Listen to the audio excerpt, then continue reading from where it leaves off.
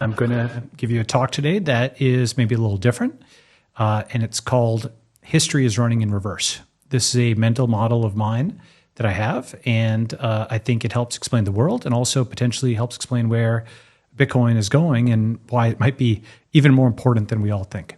So without further ado, let me just kind of jump in. So history is running in reverse, and this title slide over here shows that the world economy, several hundred years ago was centered in Asia from 1000, AD to 1820 AD. The last few hundred years, it's been basically over the North Atlantic from 1913 to about the year 2000. But since then, it's been rocketing back to Asia. And so in a sense, history is running in reverse.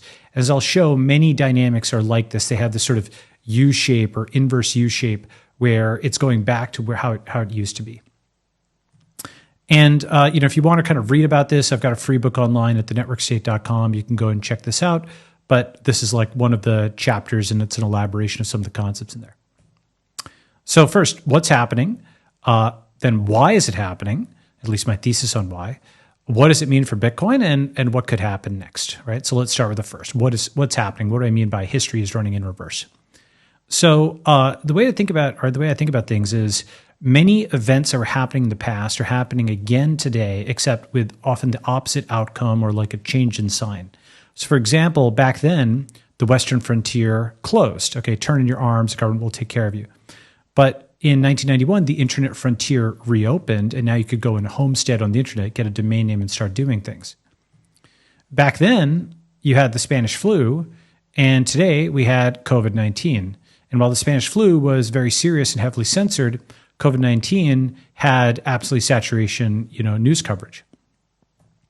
Back then, you had the captains of industry and, so-called robber barons and so on. Today, you had the tech founders. Okay. And, you've kind of have a very similar sort of dynamic of an individual that's able to build a massive business and acquire a lot of wealth. Back then, the journalists actually defeated the tech founders. They attacked them. They slandered them. Ida Tarbell attacked Rockefeller over and over again. The whole trust-busting movement and so on.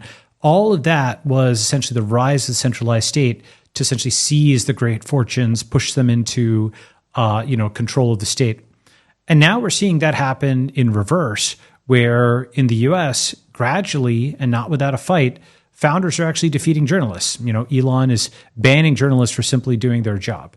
Bit by bit, we're getting the opposite outcome of what happened about 100 years ago. This time, the entrepreneurs are winning and the journalists are losing.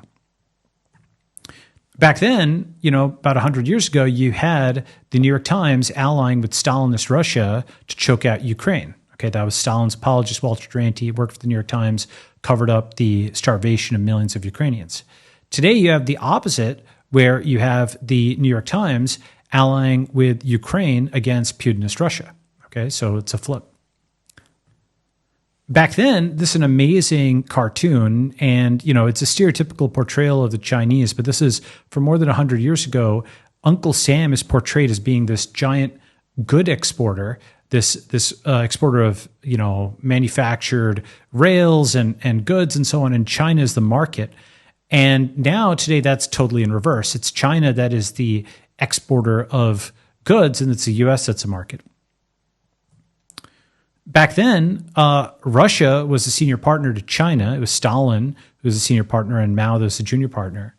But today it's in reverse. It's now Putin that's the junior partner, and Xi, of China, who's the senior partner. So China is now the senior partner to Russia. Back then, you had a British ancestry man running India, and today you have an Indian ancestry man running the UK. And these are very surprising reversals over, a 60, 70, 80, 90, 100-year period. And we can actually see this quantitatively. I've given a bunch of qualitative examples, but quantitatively, back then, the West dominated GDP. If you go further back, Asia did. And now history is running in reverse, and now most of the GDP is going to Asia and more generally the BRICS. Back then, you had actually very low rates of taxation, in the early 1900s. And then all of these taxes rose, and then they've fallen again since then. So you have like an inverse U-shape, especially with the defeat of communism and so on. So taxation has risen and then fallen. Back then you had actually huge fortunes in individual hands. And then with the centralized century, you have the compacting of the entire base so that you basically couldn't get rich. You couldn't found a business. All of the entrepreneurs were basically had their fortunes seized or stolen or taxed away, and only old money existed. It was very hard to have new money. And now we're kind of returning back to that state where anybody could found something and build something. And that's normally portrayed as negative, but really what it is, it's a reversion to what it used to be before the centralized century. Back then, America was 10x China's steel production. This is only back in the 70s over here, where the US was about 10x China's steel production. Now it's 10x the other way. China's, 10x America's steel. Back then, America was ideologically unified, and these are Democrat and Republican congressmen that are voting together on the same bill. By 2011, you had very partisan votes where essentially Democrats voted party line, Republicans voted party line. And you see this, I'll return to this point, America's ideologically disintegrating when in mid-century it was very, very unified.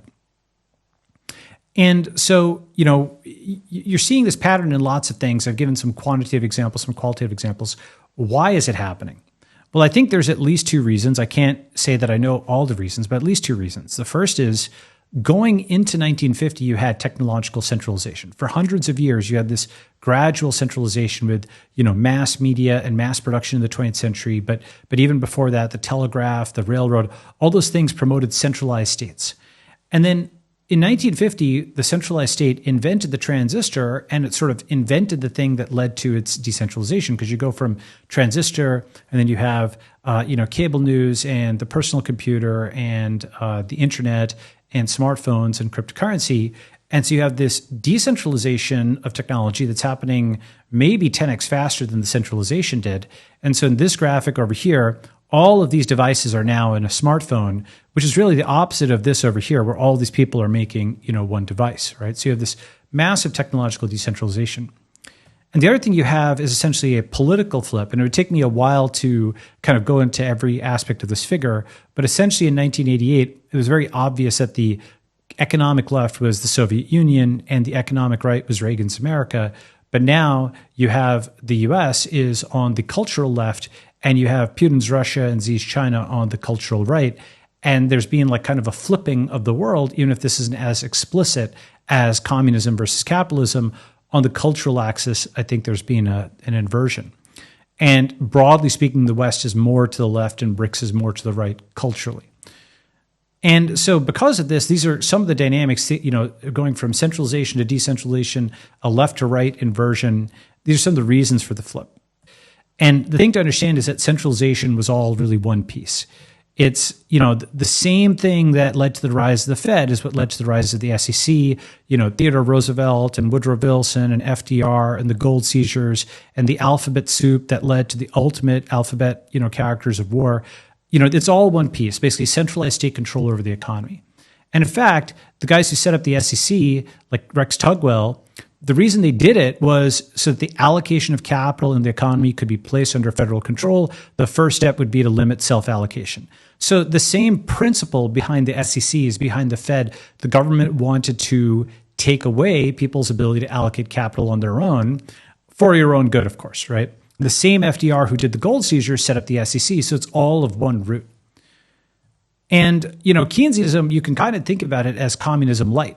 Because, communism, of course, you have the guards who will go and, shoot you or cart you off to a gulag and steal your farm and call that collectivization. They would steal all your property at once. But what the Keynesians do is they steal like 97% of it over time invisibly. Okay, so it's like communism light. It's like communism for wimps. They steal, but they do so for the state in a way that's less likely to arouse a reaction. It's the difference between a lion who you can see coming and you fight off and you get your adrenaline up, and a mosquito that just sucks your blood. I mean, camouflage has evolved many times in the animal kingdom. It's also evolved at the level of ideologies to take your money. And the thing about this is centralization is one piece, and fiat funded these wars. There were no giant wars without conscription, taxation, inflation, centralization. World War II was actually the first time that a major war was fought before the money ran out because they could seize all the money. Okay, so all of this centralization was of one piece, and Bitcoin is a pretty important part because decentralization is reversing those pieces. So you don't just get the same world, but with Bitcoin. Bitcoin, if it wins, completely changes the world because it changes the ability of centralized states to do what they've been doing. And, so these are some of the things that are relevant to Bitcoin. Basically, back in the day, you had private banking. Today, you have the rise of cryptocurrencies. Back in the day, there was a populist left movement against gold, which was William Jennings Bryan's Cross of Gold speech. He said, you can't, give us gold because gold will mean that the government, is constrained in its spending and it needs to be able to spend. And now we have a populist libertarian or libertarian right movement for gold that's saying the government is spending too much. It's taking away our purchasing power. We need to stop it, right? So another very important inversion. Back in the 1930s, you had the brain trust entering DC, and now you have the federal brain drain, where people who are smart are leaving the federal government and joining tech or finance or starting companies. Back then, there was a huge set of court battles, and the feds generally won in court, and now they're starting to lose a lot of these court battles, okay? So all of that centralization, that arc up was one piece, and the decentralization is one piece. You can start to see them cohering because the financial component is a very important component. And so put all that together, what could happen next? Now, what I've described is what has happened. This is, of course, speculative, but here is one possible model. The thing is that the banking crisis, from earlier this year with the collapse of those U.S. banks, a $200 billion bank doesn't go to zero overnight with no notice, just out of nowhere. What happened was all these banks bought bonds. Those bonds are underwater in a massive way. And this is a graph from the FDIC itself showing the scale of unrealized losses across banks. And one bank alone, Bank of America, has a $100 billion paper loss. This is from the Financial Times. They're basically like, somebody who's saying it's not a loss till you sell, bro. Okay, this unrealized loss over here is $100 billion, and they're pretending they're solvent. But if somebody actually comes looking for the money, they've got a $100 billion loss in their books, and that's just one, quote, too big to fail bank. So major banks have major losses, and central banks have major losses too. The Bundesbank, Germany's central bank, may need recapitalization to cover bond buying losses. This is an insane headline. It's saying the central bank of Germany is out of money because it bought bonds. But wait a second, I thought bonds were supposed to be safe. Are you telling me that bonds cause losses on such a scale that the fifth largest economy in the world, its central bank, needs recapitalization? This is like the Milton Friedman joke about how if communists ran, the Sahara Desert, they'd run out of sand. Well, the Keynesians have a central bank that's run out of money. Okay. And so these are insane headlines, which are kind of in financialese, so they don't get the attention that they should. But when the central bank of Germany is saying it's out of money, and it's kind of denying this, and then the auditors are saying it's actually true. But you start poking into these headlines, you're like, actually, the banks are out of money. And that's actually not going to be good. Eventually, it could be, people have talked about how, the whole SVB thing was a Bear Stearns and there's going to be a Lehman moment. I think that's probably right, though exactly how it materializes, who knows, okay?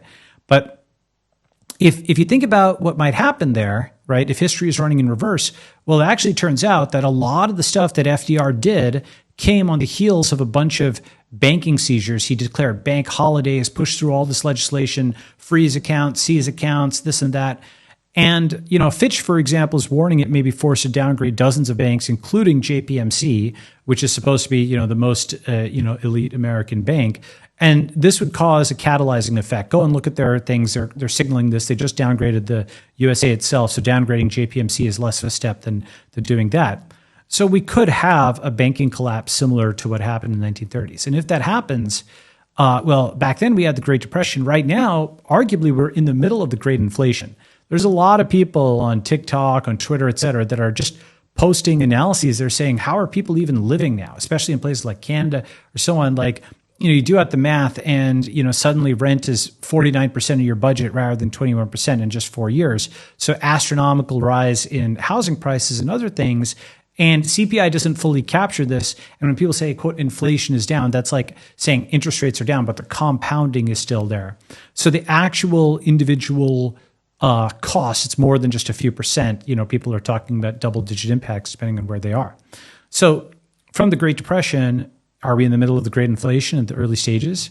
And if we are, back in the day, we had gold vertical against fiat. We already see digital gold going vertical against fiat. It's risen several orders of magnitude over the last decade. Does it have another one or two to go? If so, if Bitcoin does hit 100,000 or a million, I don't think it's going to just be received as, okay, great, the price went up. I think that it may accompany some bad macroeconomic events. And if in the 1930s, those economic events were accompanied by an attempted successful gold seizure, I think this set of economic events that's coming may be accompanied by a failed attempted gold seizure. For example, this is a real headline.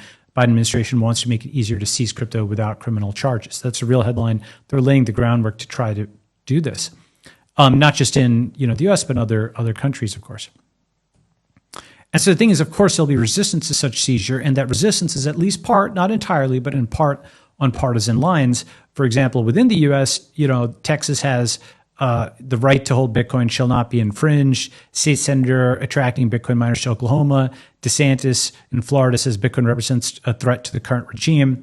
The right to hold Bitcoin shall not be infringed is definitely something that's burgeoning there. And so the existing political divisions are pretty important in terms of thinking about if history repeats, if they try a gold seizure again after a bank collapse, then political divisions really matter because those groups that resist it will be important. And the thing about it is, within the U.S. and also within other Western countries, but especially in the U.S., the digital separation is actually already here between these two parties. At the leadership level, Democrats and Republicans don't vote together anymore. They vote straight party line. And at the level of the public, this is what it was in 2017, where, totally different data set. This is Twitter, blues over here, reds over here. They don't really follow or interact with each other. And now, as of 2023, everybody's in their own separate apps. It's Mastodon and Blue Sky and Threads and Gab and Parler and Truth Social. And so you're at to the point of totally separate apps. And so that people have already separated mentally. They're in a different society mentally. They just haven't printed it out offline. It's like you've done it online, you've written your Google Doc, you hit print, and then you materialize it offline. You're in separate societies online, only a matter of time before that happens offline. In fact, it's already happening. Red states are getting redder, blue ones bluer. You have people who are, the so-called big sort has been happening for more than 15 years, and people are fleeing blue states to red states. You're having this great migration, this great sorting, this great partitioning happening. And if you put all of this together, put all these pieces together, maybe this is how it all comes apart. Basically, if we take one more historical analogy, back in the day, there was the partition of India, right, in the 1940s. Many people don't know about this, but essentially India was one entity. But then when the British left, when the federal government basically just vanished, it was partitioned into India and Pakistan. And it wasn't a civil war. It was basically mob on mob kind of violence, and people just kind of running across the board in this sort of chaotic way. And these kind of borders didn't make any sense, in the sense that why would you put Pakistan on this side and on this side? It didn't make any sense except from history and culture as to where Hindus and Muslims had settled. And I can't help but look at the map of the US and see an echo of that, with the blue states in the West and the East, kind of like East and West, West and East Pakistan. And to think, American partition may be actually more likely a scenario than civil war, in the sense of something more like BLM, but the right is shooting back, some kind of disorganized mob-like scenario on both sides, some combination of BLM and Jan 6 in lots of different states, where some states are attempting Bitcoin seizures and others are declaring Bitcoin sanctuaries. The right to hold Bitcoin shall not be infringed.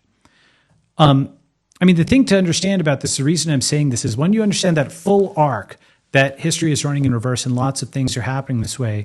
The gold seizure that FDR did wasn't some side event. This is a quote from an article there. The number of articles devoted to the gold seizure more closely resembles that of historic moments like the moon landing or 9/11 than even Roe versus Wade. Okay. So it wasn't a typical Supreme Court decision. The gold seizure was at the level of 9/11. This whole book is kind of about that American default. You can read about it. This was like a key moment in building the centralized states of the 20th century. And it was a huge, huge thing. It's being forgotten today. But if we replay that, and if we replay, just like, like Spanish flu was forgotten and then we kind of replayed it.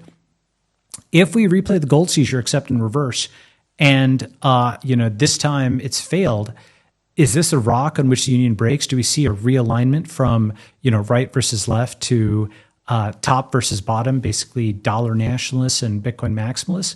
I think that's very possible.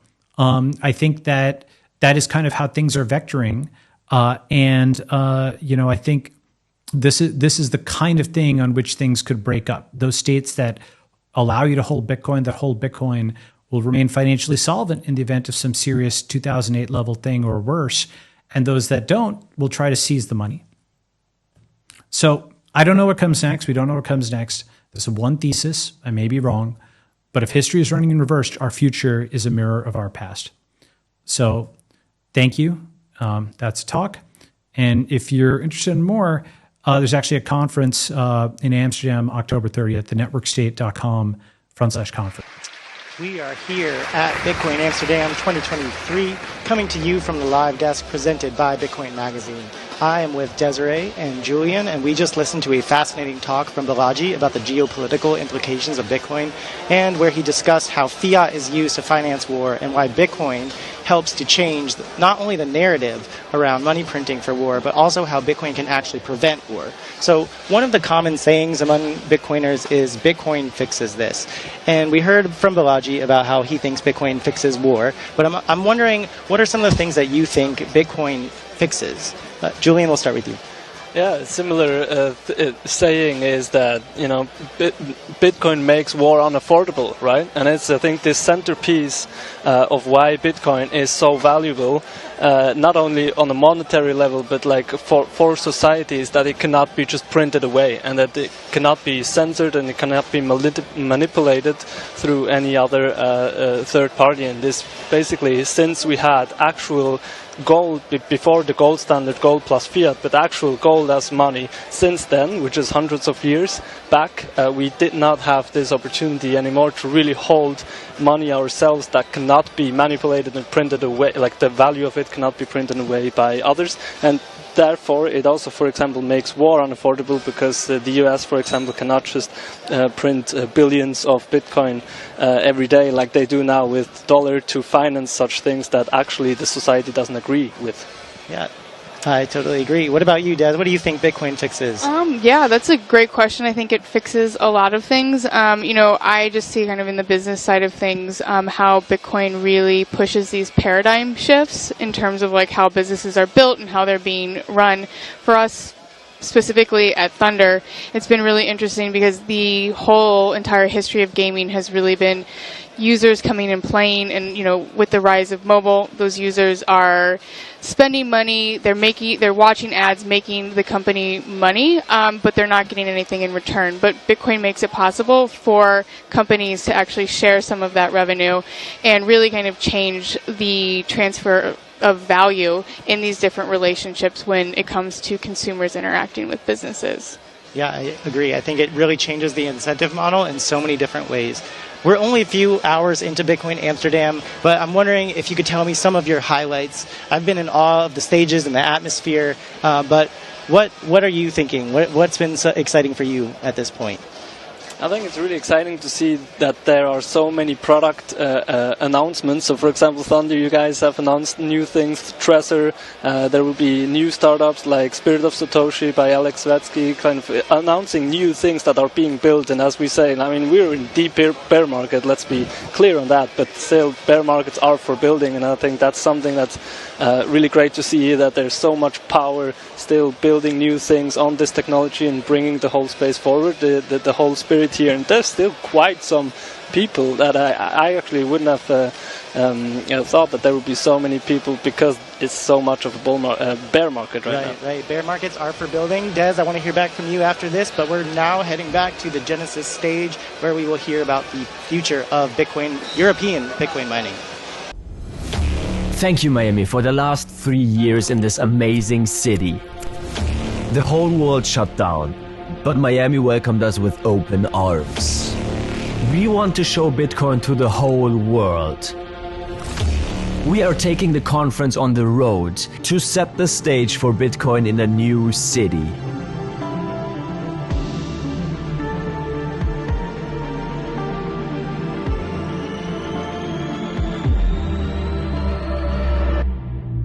Nashville. Bitcoin 2024 is coming to Nashville in Tennessee, a city that is known as a music and freedom city. Bitcoin 2024 in Nashville from July 25th to 27th.